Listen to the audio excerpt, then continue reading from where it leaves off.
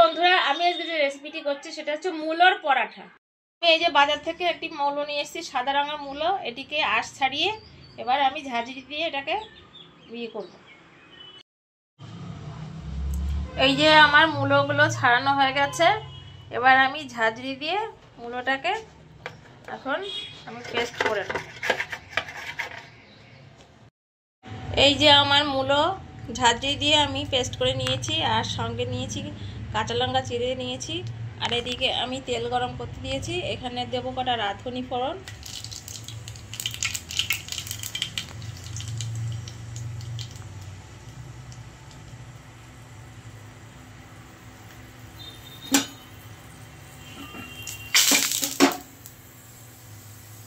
এবার মূলোটা দিয়ে দেবো, মূলো লঙ্কা একসঙ্গে দিয়ে দেবো।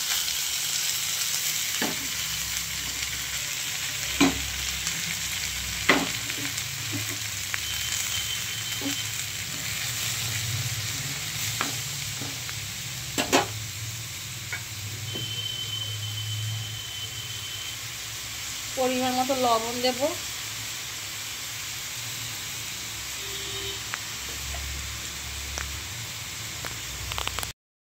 আমি এই যে পাশে ফ্রাই প্যানে কালো জিরা আর লঙ্কা ফোড়ন দিয়ে মূলো ভেজে রেখেছি, সঙ্গে দিয়েছি একটুখানি হলুদ আর লবণ। ভাজা ভাজা হয়ে গেছে, বেশ ফ্রাই হয়ে গেছে। এখন আমি এটাকে পুর বানিয়ে পাশে আমি ময়দা মেখে রেখেছি। ময়দাগুলোর মধ্যে রেখে আমি মূলোর পরোটা বানাবো। এবারে হয়ে গেছে, আর এদিকে আমি এই যে ময়দা দিয়ে দলা গোল গোল দলা পাকিয়ে নিয়েছি।